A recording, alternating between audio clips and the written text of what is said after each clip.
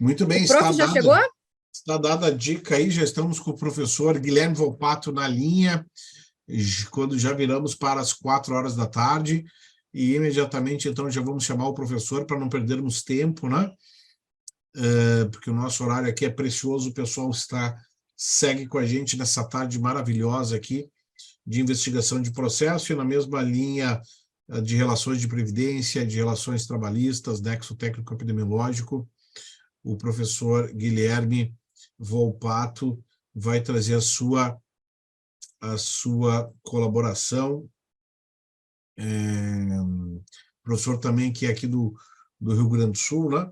Como a professora Patrícia Noll, que fez a sua apresentação anterior aí, né? E o professor de Santa Maria aí, que sempre vai trazendo a sua contribuição, né? Agora ele está avisando que caiu aqui a internet dele, né? Então isso também acontece, né? Enquanto isso, o pessoal do chat aí vai se manifestando, a Maíra Tacola está entrando, né? No ar, Patrícia Silva, sou o Clube do Mago, hashtag sou o Clube do Mago, hashtag sou o time de elite. Aos pouquinhos a gente vai explicando e a gente vai identificando, né? E acabam sendo cenários que se conectam, né? Isso que a Jéssica falou é verdade. Um pouco a gente vai desenvolvendo. O nosso sonho sempre foi ter a semana inteira cheia de atividades, tá? De segunda a sábado, e algumas delas a gente desenvolveu, outras os alunos também nos ajudaram, né, a desenvolver. Então, a gente tem esse modelo aí com 2 dias direcionados para o Clube do Mago, né? E está ali, Jéssica, a nossa assessoria com o Felipe está botando o link de novo, né? Que é justamente o link para acessar. Então, aqui no Clube do Mago não passa por nós, o Clube do Mago, como é no YouTube, o pagamento é para o YouTube, é no cartão de crédito, por isso que esse link leva você àquelas opções ali de fazer a atividade na segunda ou segunda e quinta, né? Premium ou Premium Plus, para ter o estudo de processo civil, para ter o estudo do CPC artigo por artigo. Vamos tentar mais uma vez aqui o contato com o professor Guilherme Volpato, que tinha caído aí, vamos ver se recuperou da queda, já que ele vai falar de acidente de trabalho e NTEP. O tema da queda é um tema apropriado aí para a realidade. Está aí o professor Guilherme Volpato. Fala um pouquinho, Guilherme, vamos ver se estamos nos ouvindo bem. E aí, boa tarde. Perfeito, estamos nos ouvindo bem. Jéssica, por favor, apresente o professor Guilherme e imediatamente já vamos dar a palavra em razão do nosso adiantar da hora, 16h07. Bora lá, valeu. Boa noite, boa noite. Olha, adiantar da hora, eu já me adiantei demais. Boa tarde, professor Guilherme. É um prazer anunciá-lo, então, como eu fiz com os professores anteriores, né? Fiz um brevíssimo currículo apenas para que quem porventura não lhe conheça passe a saber quem você é. Então, o professor Guilherme, ele é professor, advogado e mestre em Direito pela Universidade Federal de Santa Maria. E o tema da palestra dele são os aspectos processuais da impugnação do NTEP e reflexos trabalhistas previdenciários. Então, ele vai um pouco ao encontro do que a prof. Patrícia Noll falou na palestra anterior, ela trouxe questões trabalhistas e que vão ser debatidas agora também, explanadas pelo professor Guilherme. Boa explanação e boa aula. Joia, obrigado, Jéssica, obrigado, professor Fernando, também pelo convite. É uma satisfação enorme, né, estar ombreando com vocês aí nesse baita evento. A gente sabe que o Fernando sempre tem essa... Chama de Fernando, né? Desculpa, Fernando. Mas chama de Fernando porque sempre tem essas iniciativas aí de produzir conteúdo e conteúdo gratuito para vocês, né? Então, eu não sei, Jéssica, como é que fica a questão da apresentação, se eu coloco a apresentação ou se eu preciso apresentar os slides ou não. Sim, seria interessante que você fizesse a apresentação e aí também, então, a gente disponibiliza para eles, para os alunos ao final, né? Tá, beleza. Então, vamos aqui, deixa eu... Aqui. Aqui. Deu certo aí? Sim. Deu? Tá, então beleza. Bueno, o tema que eu vou trabalhar com vocês, então, pessoal, né? Primeiro, boa tarde a todos aí que estão nos acompanhando, né? Nós vamos trabalhar com um assunto que me é muito caro, trabalho bastante com ele, né? Que é a questão relacionada à impugnação do nexo técnico epidemiológico, né? E a minha escolha por esse tema é porque a gente percebe que no dia a dia muitos advogados não conhecem ou não se experimentam nessa área acidentária e ela pode trazer bons frutos para vocês, né? Sejam para vocês que trabalham com o segurado, tá? Ou seja para quem trabalha com o previdenciário empresarial, né? Então, aqui essa nossa fala ela tem um viés que pode ser utilizado de forma dupla, dá para usar tanto no viés segurado quanto no viés empresário, o patrão, enfim, né, como vocês preferirem chamar, tá? Então, só ali, né, a Jéssica já apresentou uma breve apresentação. Eu sou advogado desde 2012, né, sou professor universitário, resido em Santa Maria, então sou professor na Faculdade Antônio Meneghetti, sou professor de previdenciário para a prova da OAB e para concursos públicos de previdenciário lá no CEISC, tá? E sou professor convidado em algumas pós-graduações Brasil afora, tá? Separei aqui, tentei fazer de uma forma bem didática, depois vocês vão receber o material, né? Então, coloquei aqui numa primeira chamada, né? Você já ouviu falar no NTEP, ou no Nexo Técnico Epidemiológico, né? O que é isso, pessoal? Para fazer uma introdução, né? Então, nós temos lá a pessoa ficou incapacitada do trabalho 15 dias ou mais, né? Vai fazer o quê? Vai fazer o pedido do benefício por incapacidade. Muito bem. Vai ser marcada uma perícia. Essa pessoa vai na perícia e um perito médico federal do INSS, né, vai fazer a constatação não só se há incapacidade laborativa ou não, ou se a incapacidade é temporária ou permanente, né, ou se tem sequela resultante de acidente de qualquer natureza. O médico perito do INSS, ele também faz um filtro a respeito da acidentabilidade do benefício em questão, né, em sendo devido, por óbvio. Tá? Então, o que nós temos aqui? Nós temos uma distinção entre os benefícios. Nós temos o auxílio por incapacidade temporária, o B31, de natureza comum, tá? Mas nós temos o B91, que é o benefício por incapacidade temporária de natureza acidentária. Tá? Acidentária por quê? Porque aquela incapacidade laborativa tem relação, não necessariamente de forma direta, pode ser causa principal ou pode ser a chamada concausa, a gente vai falar sobre isso daqui a pouco. E aí haverá uma diferenciação aqui, tanto em fins trabalhistas quanto em fins previdenciários. Tá? E a mesma coisa para o benefício por incapacidade permanente. Tá? Então, o que eu fiz para vocês aqui? Ó? Eu separei os fundamentos. Então, nós temos lá, por exemplo, o artigo 348 da Instrução Normativa 128 do INSS. Né? Quando o exercício da atividade a serviço da empresa, do empregador doméstico ou o exercício de trabalho do segurado especial provocar lesão corporal ou perturbação funcional que cause morte, perda ou redução permanente ou temporária da capacidade de trabalho, restará configurado o acidente do trabalho. Muito bem, então aqui nós temos uma espécie de um conceito de acidente do trabalho. E aí o parágrafo primeiro vai dizer o seguinte: o acidente do trabalho será caracterizado quando verificado pelo perito médico federal no nexo técnico entre o trabalho e o agravo. Tá? Então, aqui a gente desvenda um primeiro mito, né? Aquele mito de que só é acidente do trabalho quando tem a CAT. Né? O que é CAT? A comunicação de acidente do trabalho. Um benefício previdenciário, ele pode ser acidentário mesmo que não se tenha a comunicação de acidente do trabalho. Como assim, Guilherme? Isso pode acontecer por algumas razões. Explico uma delas. A doença incapacitante aparentemente não tem relação com o trabalho.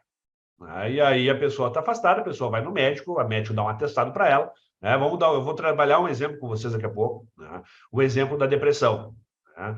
Então, os transtornos de ordem psíquica como um todo, né, eles têm aumentado bastante. A gente vive num momento meio maluco, né?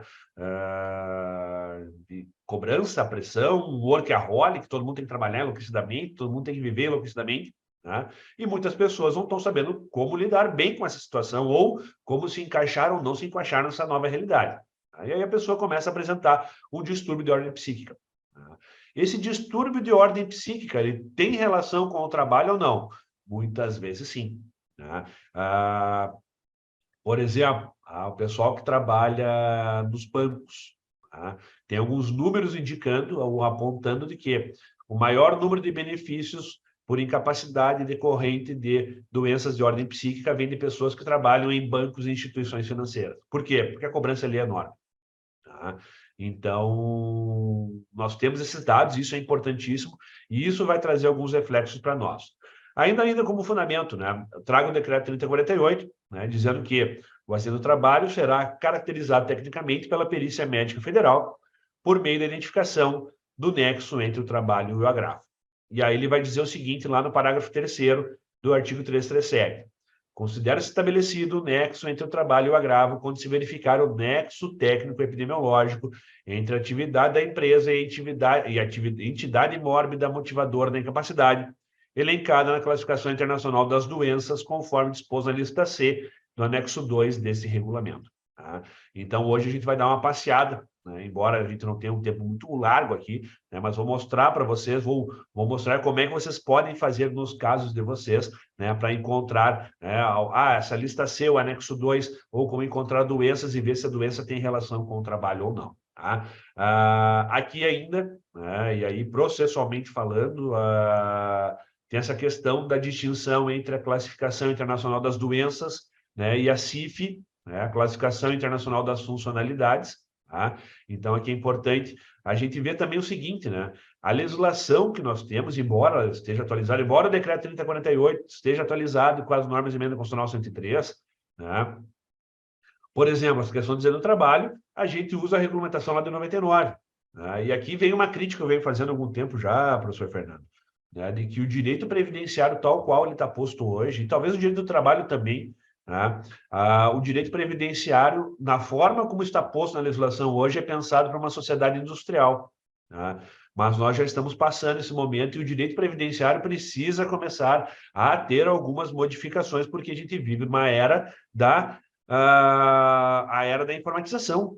Né? Então, a era da sociedade da informação, ou a era digital, como alguns preferem chamar, né? Nós vamos trabalhar, nós podemos trabalhar aqui com uma questão, por exemplo, né? Quem trabalha em home office, né? Como é que eu vou provar o nexo técnico-epidemiológico, né, de um acidente do trabalho da pessoa trabalhando em home office, né? Ou um trabalhador intermitente, enfim, né? Nós temos algumas variações ou algumas novas modalidades de trabalho que ainda não tem tutela, né? E me parece, né, que acreditar ou apostar no judiciário como salvaguarda não tem sido a melhor das opções. Né? As decisões, enfim, em especial nos tribunais superiores, aí, salvo o melhor juízo, elas têm sido muito mais em favor, né, da autarquia previdenciária do que do segurado.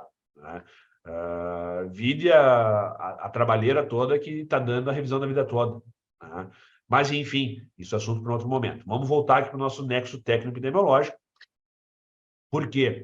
Porque daí a Lei 8.213, né, a Lei de Benefícios da Previdência Social, vai trazer ali no artigo 19, e isso aqui é importantíssimo para vocês trabalharem. Por quê?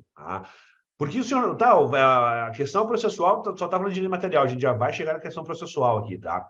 O artigo 19 vai nos trazer aqui o conceito de acidente do trabalho, né? Vai dizer lá, então, que o acidente do trabalho que ocorre pelo exercício do trabalho ao serviço da empresa ou do empregador doméstico pelo exercício do trabalho, segurar e feliz no inciso 7º do artigo 11 dessa lei, provocando lesão corporal ou perturbação funcional que cause a morte ou a perda ou redução permanente temporária da capacidade de trabalho. Aí vai dizer ainda lá, tá? A empresa é responsável pela adoção e uso das medidas coletivas, individuais de proteção e segurança à saúde do trabalhador.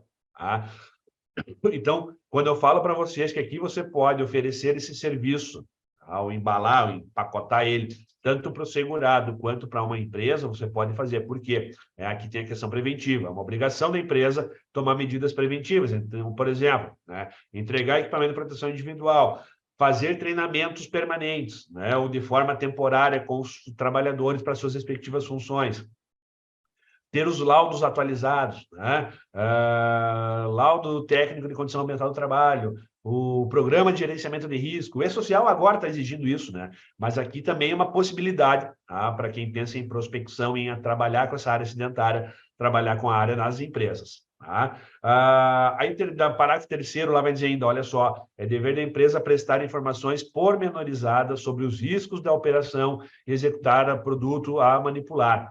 Então, aqui a obrigação da empresa em relação ao empregado. E aí ele vai continuar lá, dizendo lá no artigo 20, que consideram-se acidente do trabalho, nos termos do artigo anterior, as seguintes entidades mortas. Então, ele vai falar o seguinte, olha só, acidente do trabalho é um grande nicho. É um grande gênero no qual nós vamos ter algumas espécies. E para quem vai trabalhar com essa área é fundamental conhecer de forma detalhada e de forma aprofundada essas espécies. Por exemplo, eu sei que o professor Fernando trabalha forte com essa parte sedentária e leva isso aqui numa boa. Por quê? Porque trabalha há anos com isso. Mas, estou ouvindo pela primeira vez ou me interessei a partir da palestra. Né? Então, vale a pena pesquisar e estudar um pouco mais sobre isso, porque é um assunto bem legal, né? E tem muitos bons resultados aqui. Tá? Então, eu vou falar primeiro aqui, ó, doença profissional. Tá? Assim entendida, produzida, desencadeada pelo exercício de atividade peculiar a determinada atividade constante na respectiva relação elaborada pelo Ministério do Trabalho. Tá? Então, vamos lá. Um exemplo praxe. Tá? O pessoal que trabalha com telemarketing. Né? O cara, fonezinho aqui, o cara o dia inteiro aqui. Nós mesmos, advogados, né, no escritório, a gente começa a sentar e quando a gente vê no final do dia, a gente está corcunda, assim. Né? Claro que vocês não conseguem ver porque eu não visão de trás aqui. Mas a gente vai criando uma postura mal e a gente vai usando muito os dedos, a gente não faz exercício. Né? Nossa atividade, nossa profissão é uma profissão muito sedentária. Tá? Então, por exemplo, né, a lesão por esforço repetitivo é uma doença profissional de quem? Por exemplo, do profissional, né, de telemarketing. Tá? Ainda segundo, ó, doença do trabalho. Tá? Assim entendida, adquirida ou desencadeada em função de condições especiais em que o trabalho é realizado, com que ele se relacione diretamente e constante na relação mencionada no inciso 1. Tá? Vocês vão receber depois o material, no próximo link ali eu tenho o link com essa relação. Essa relação é bem antiga, essa relação vem lá da Lei de 8.291, então, de novo, precisava atualizar, mas desde lá nós já temos alguns fundamentos importantes. Tá? Ainda vai trazer, além da doença profissional da doença do trabalho, ele vai trazer a questão dos acidentes do trabalho equiparados. Né? Então, vai dizer lá, o acidente ligado ao trabalho que, embora não tenha sido causa única, haja contribuído diretamente para a morte do segurado, para a redução ou perda da sua capacidade para o trabalho, ou produzido lesão que exige atenção médica para a sua recuperação. Tá? O artigo 21, inciso 1º, da Lei 8.213, aqui está trabalhando da chamada concausa.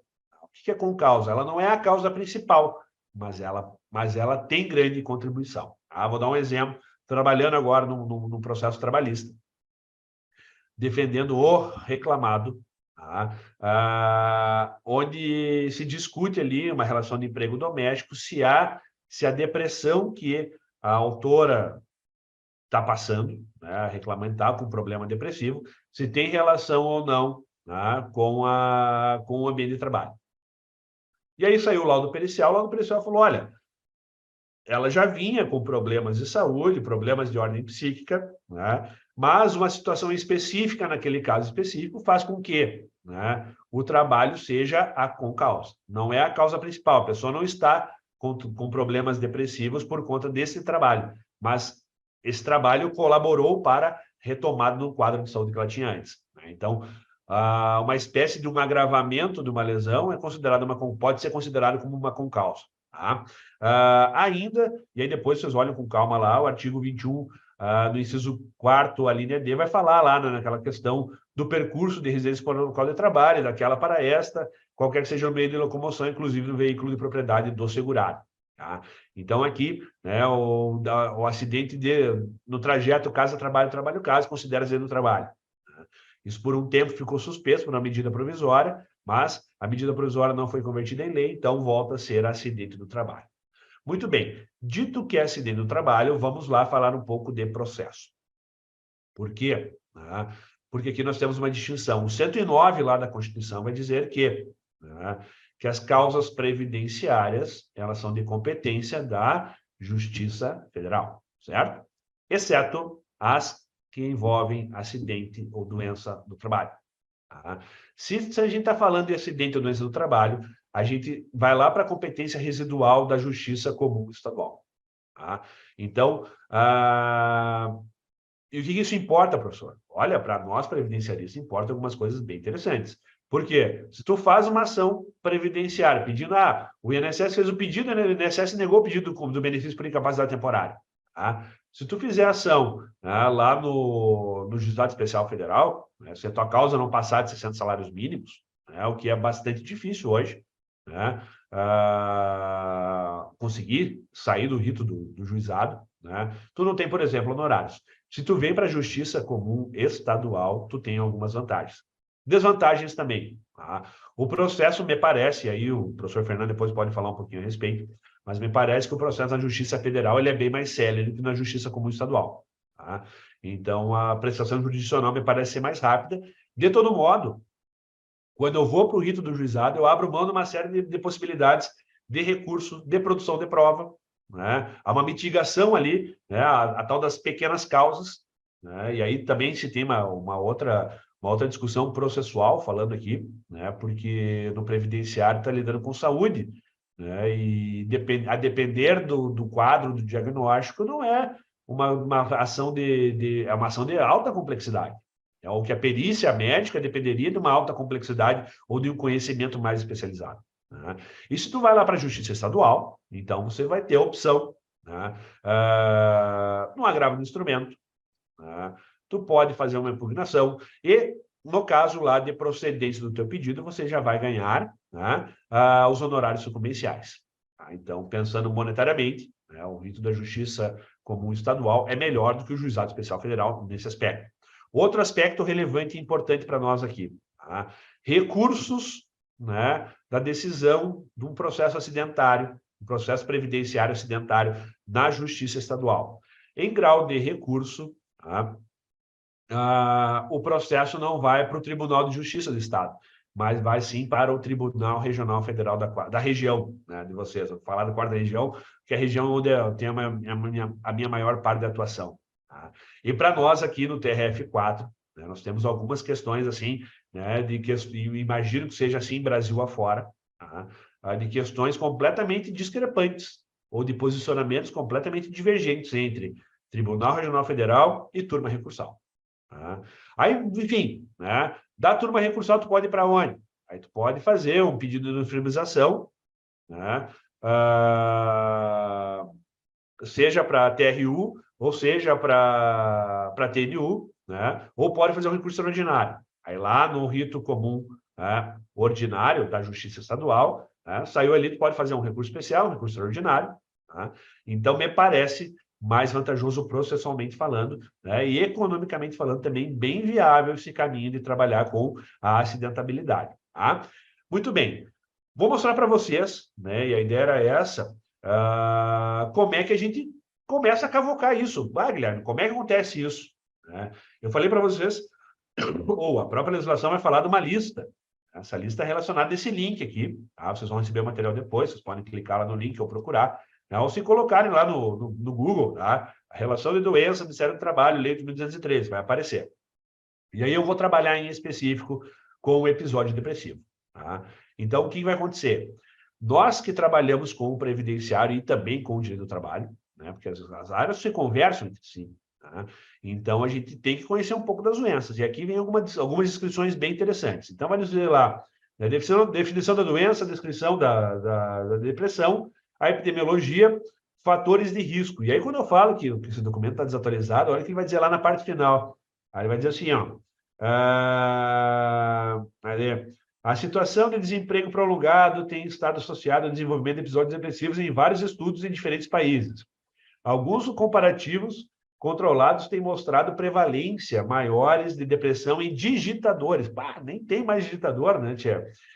Operador de computador, né? Hoje todo mundo usa computador. A gente está fazendo a aula aqui, enfim, a nossa fala para vocês por meio de um computador. Datilógrafas, advogados, né? Educadores especiais e consultores. Tá? E aí aqui sim é o que eu quero mostrar para vocês de grande importância. Olha só. Né? Por quê? Episódios depressivos também estão associados à exposição ocupacional a seguintes substâncias químicas tóxicas. Tá? Então, o cara vai chegar para ti e vai falar assim, ó, eu trabalhava no posto de combustível e estou com depressão. Em tese, tu não vai pensar que essa depressão pode estar associada à exposição a agente químico. E pode estar. O que tu vai fazer? A partir de hoje, chegou uma pessoa lá, benefício por incapacidade, tu vai olhar, qual é a tua doença, meu amigo? Ah, tua doença é X. Ah, qual é a tua função? Tu trabalha com o quê? Tu é exposto a algum agente físico, químico, biológico, coloca em risco a sua integridade física? Veja que eu nem estou falando de aposentadoria especial aqui, né? Porque a aposentadoria especial vai exigir exposição permanente. E não precisa ser permanente aqui para a classificação do caráter acidentário, tá? Do benefício. Então, por exemplo, ó, depressão. Quem está exposto a brometo de metila, chumbo e seus compostos, manganês, mercúrio, sulfeto, tolueno, triclorotileno, né? Tetratileno, todos esses aí, essas expressões aí dinossáuricas aí da aposentadoria especial. Tá? Então, vejam, a minha intenção aqui com vocês é mostrar isso. Né? Mostrar que, além de ser mais vantajoso, me parecer mais vantajoso, tá? Optar pela via da Justiça Comum Estadual, que é a competência residual lá do 109, tá? Que aqui você pode até ser o seguinte, olha só, daqui a pouco eu estou falando isso para vocês estão pensando num caso e falaram, puxa vida, eu podia ter olhado isso e poderia ser melhor para o meu cliente e para mim também, por via de regra. Tá? Então, aqui essa lista, mas além disso, pessoal, tá? Além disso, nós temos o seguinte, lembro que lá no decreto 3048 fala no anexo, tá? Então nós temos o anexo 2 do decreto 3048, que ele vai fazer o seguinte, ele pega os agentes químicos, vai mostrar as atividades e depois vai mostrar as doenças. Olha só, né? Eu fiz um recorte aqui, aí depois vocês vão lá, coloca o decreto 3048, dá um Ctrl+F de localizar, coloca anexo 2, tá? Vai aparecer tudo ali para baixo. Tá? Então, por exemplo, ó, quem está exposto ao arsênio? Quem trabalha em metalurgia, extração de arsênio, fabricação, preparação e emprego de tintas, processo industrial que haja desprendimento de hidrogênio arenado, preparação e conservação de peles e plumas para animais, emparelhamento de animais, agentes na produção de vidro, ligas e chumbo, medicamentos e semicondutores. Tá? Essas pessoas estão expostas, por exemplo, ao arsênio. O que o arsênio pode causar? Aparece lá na lista A. Olha só. Arsênio e seus compostos. Angiosarcoma de fígado. Então, a pessoa apareceu com uma doença do fígado. O cara trabalha no metalúrgico. Ah, sou metalúrgico. Tá. Qual é a tua doença? Estou com um problema no fígado. Ah, que coisa, né? Sabe a origem? Não sei. É obrigação tua, enquanto advogado, enquanto procurador dessa pessoa, saber que isso aqui é um benefício acidentário. Tá? Ó, neoplasia maligna nos brônquios do pulmão. O cara apareceu, né? O cara trabalha lá numa fábrica de vidro, né? Uma indústria de vidro. Câncer no pulmão. Ah, por que será que... Ah, não sei, tem história na família? Não, primeira vez. Ah, o câncer no pulmão tem relação com o quê? Com o agente químico que ele está exposto no trabalho. Tá? E aí, vejam, olha só, né? Vamos fazer um link aqui lá com a aposentadoria por incapacidade permanente. Lembram vocês? Depois da reforma da Previdência, a aposentadoria por incapacidade permanente, embora essas discussões que já se tenham a respeito da forma do cálculo, mas o cálculo na aposentadoria por incapacidade permanente comum, 60% mais 2% a cada ano que passar dos 20 de tempo de contribuição para o homem e dos 15 para a mulher. Agora, se eu conseguir comprovar que a capacidade permanente tem relação com o trabalho, esquece isso, 100% do salário de benefício. Olha a diferença que vai dar, não só para o teu cliente, mas para ti também. Então, é importante ter essa visão integrada das coisas. Tá? Aqui outros casos, doenças menos graves ali, olha só, conjuntivite. Tá? Pá, o cara com conjuntivite, tá, tem relação com a exposição a agente químico. É obrigação nossa. Tá? Eu costumo dizer isso, né, que a gente está numa constante forja, e quanto mais forja, quanto mais treinamento, e quanto mais vocês assinam aí o clube do professor Fernando, tá? Quanto mais vocês se especializam, quanto mais vocês procuram, melhores vocês vão ficar. Porque advogado tem uns montes, mas advogado qualificado não é um número tão expressivo assim, dá para dizer para vocês. Né? Tem muito advogado aí que, infelizmente, faz coisas que não dá para acreditar. Né? Mas eu espero e eu tenho certeza que vocês aí que estão se qualificando não são desses, beleza? Então, mostrei para vocês o anexo 2, né? E mostrei a lista A. Tá? Agora, para falar, ok, estamos falando no aspecto processual, mas para chegar no aspecto processual vai ter uma questão que é fundamental. Né? E aí eu coloquei aqui, o atendimento ao cliente será fundamental. A professora Patrícia falou agora há pouco, né? A professora Melissa Foman, tá? Vai dar uma palestra para vocês também. A professora Melissa Foman tem um livro chamado Atendimento ao Cliente Previdenciário. É obrigação de todo previdenciarista comprar e ler aquele livro, pelo menos uma vez a cada meio ano. Tá? Por quê? Porque é o atendimento àquele momento específico que você vai ou não, né, encontrar respostas para perguntas que podem abrir cenários que talvez o teu cliente não imagina que possa existir. Tá? Então, vamos lá. Ó. Eu estou fazendo aqui um roteiro para vocês, eu imaginei fazer um roteiro para vocês, né, de como seguir esse caminho. Olha só. Então, atendimento ao cliente. Né? O primeiro aspecto aqui, imagino que todos vocês tenham uma ficha de atendimento. Tá? É fundamental ter uma ficha de atendimento. Eu estou em caráter experimental aqui no escritório fazendo o seguinte. Eu tinha ficha e aí durante o atendimento eu ia respondendo. Só que às vezes acontece, né? É natural, está ali conversando com a pessoa e às vezes se envolve na conversa e esquece de perguntar alguma coisa. Então eu estava passando o questionário para a pessoa responder antes de chegar ali na sala do atendimento. Mas agora tem caráter experimental feito o seguinte, pessoal. Eu fiz um formulário no Google Docs. Tá? Então, a pessoa marcou um atendimento, né?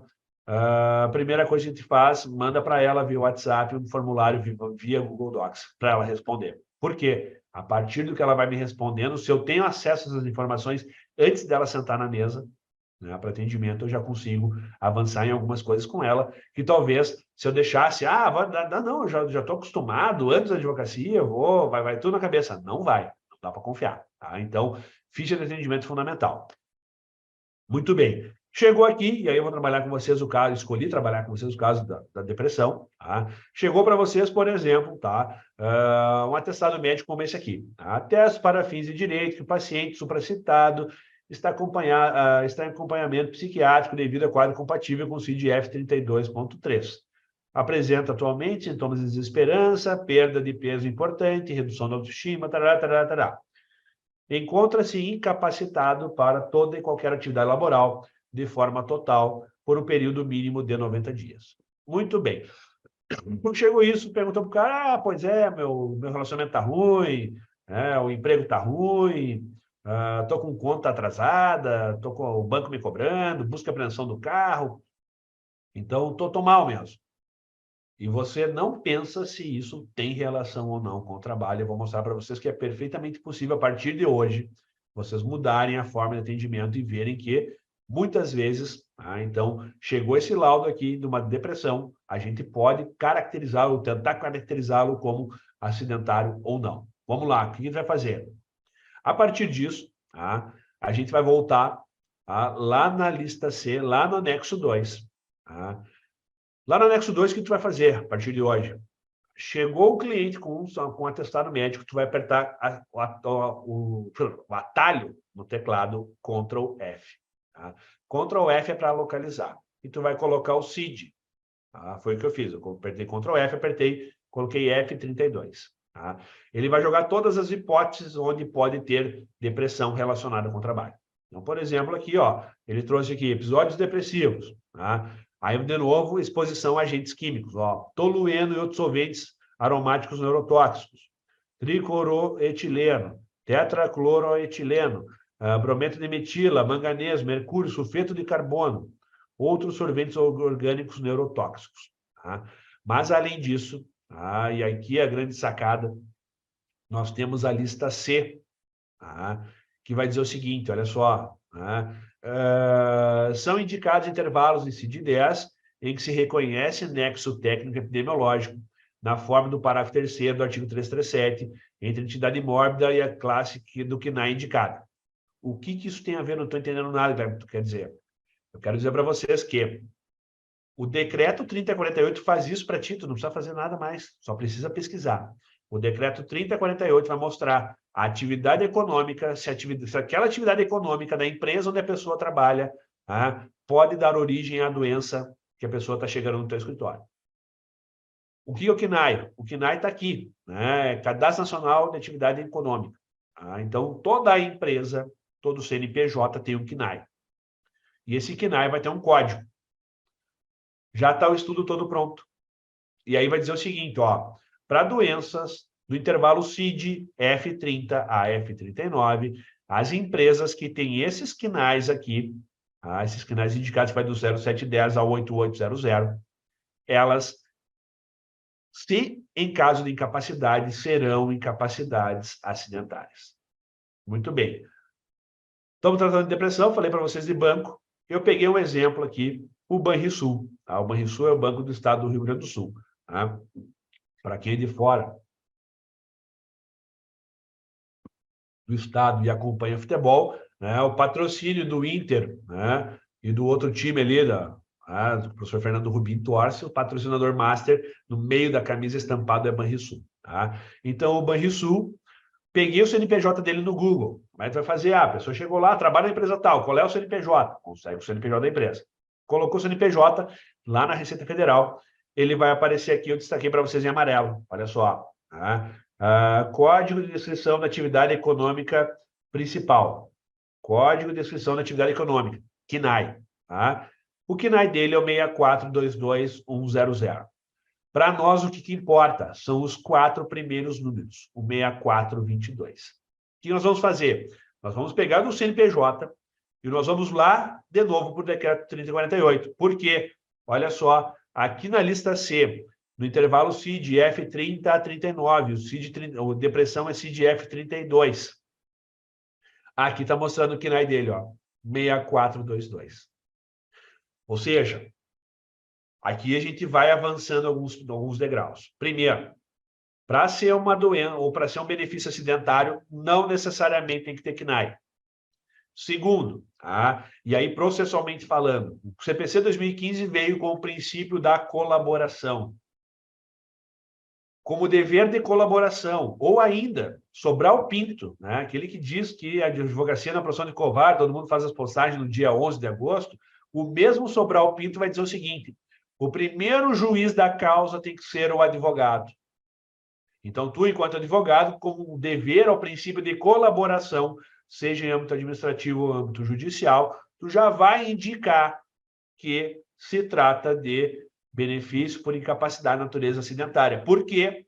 Porque o KNAI da empresa está relacionado, ou a doença desencadeada tem relação com a atividade econômica do lugar onde essa pessoa trabalha. Então, isso aqui é bem importante, que é fundamental. Para quê? No primeiro momento, o INSS negou. Se o INSS negou, tu vai impugnar. Tu vai impugnar onde? Na Justiça Comum Estadual. Agora, professor, o senhor falou que podia falar para a empresa. Sim, a gente pode atuar para as empresas também. Posso impugnar o INTEP que caracterizou como acidentário? Pode. Então, é um produto que você pode embalar, chegar na empresa e falar: oi, eu tenho um produto para oferecer. Uma indústria muito grande, supermercado, ou mercado grande, uma indústria grande, com muitos funcionários, ou com muita exposição, ou com muito risco de acidente. Tem o serviço para oferecer, que é a impugnação relacionada aos benefícios por incapacidade decorrente de doença ou acidente do trabalho. Isto por quê, pessoal? Olha o que vai dizer o artigo 118 da Lei 8.213. O segurado que sofreu acidente no trabalho tem garantida, pelo prazo mínimo de 12 meses, a manutenção do seu contrato de trabalho na empresa após a cessação do auxílio-doença acidentário, independentemente da percepção do auxílio-doença. Então, aqui mora o grande perigo para as empresas. O benefício acidentário, ele gera automaticamente uma estabilidade de 12 meses. Já atuei, não foi nenhuma nem duas vezes, em reclamatórias trabalhistas, onde, por uma falta de informação ou falta de conversa entre empresário e contador, ou o contador não percebeu ou deixou passar, não, pode mandar embora. Manda embora, o cara entra com uma reclamatória trabalhista pedindo a reintegração, a indenização.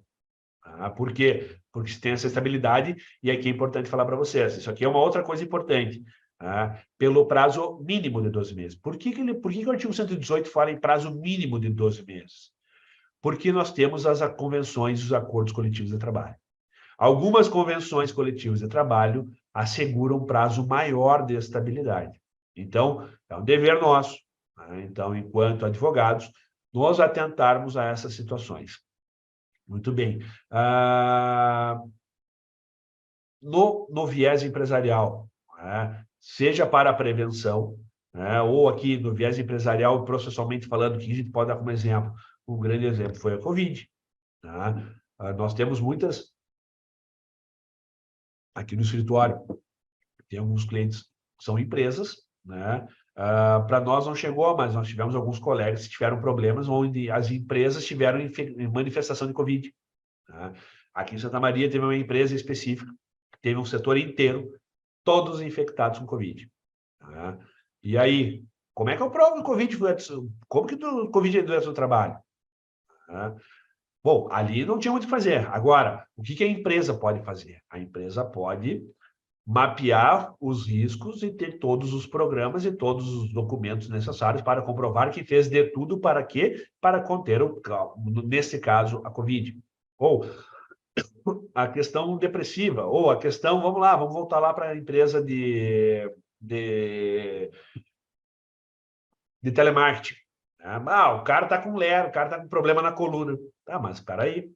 A empresa de telemarketing foi assessorada por algum advogado que deu orientação para ela que, pelo menos uma vez por dia, você faz uma ginástica funcional. Então, alongamento da coluna, alongamento dos dedos. A empresa cuida de questões relacionadas à ergonomia. A empresa oferece aquelas bolinhas para ficar massageando o dedo, para ficar fortalecendo a musculatura, para evitar o quê? Para evitar a lesão por esforço repetitivo e assim sucessivamente. Tá? Então, o que eu queria deixar, e eu sei que o nosso horário está quase se encaminhando para o final aí, a minha ideia de mostrar para vocês era isso, mostrar que nós temos um caminho a ser trilhado, mas que esse caminho, veja que o caminho processual, ele tem toda uma questão material e estratégica por trás. Então, se eu posso dar algum conselho para vocês, que vocês tenham esse viés estratégico. Né? Eu sei que tem muita gente que não gosta quando fala isso, mas nós temos que pensar nossos escritórios como empresas. Tá? Ou a gente tem tudo muito bem organizado e uma visão estratégica e a gente se empenha para isso, ou o nosso escritório não vai para frente. Tá? Não adianta, claro que ajuda, mas tem um Instagram bonito, com foto, feed, notícia, mas isso aí ainda não supera o contato com o humano, a atenção real para o teu cliente, seja ele uma empresa, seja ele um segurado. E mais do que atenção, a tua qualificação. Dá para se dizer, assim, sem muita sombra de dúvidas, e que o mercado hoje está muito seletivo. E os maus profissionais, eles vão sendo encostados de forma automática. Não é assim, eu sou ruim e acabou para mim, não.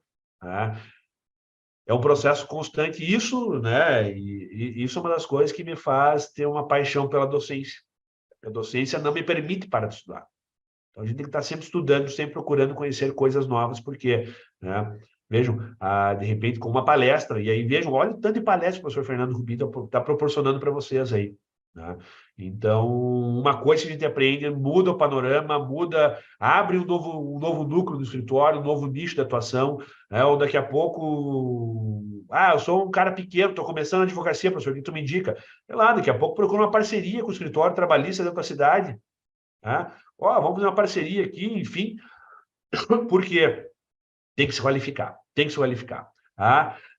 Fernando, eu não vou tomar mais muito tempo aí, eu quero agradecer a oportunidade de estar compartilhando com o pessoal aí, espero ter ajudado e colaborado e fico à disposição.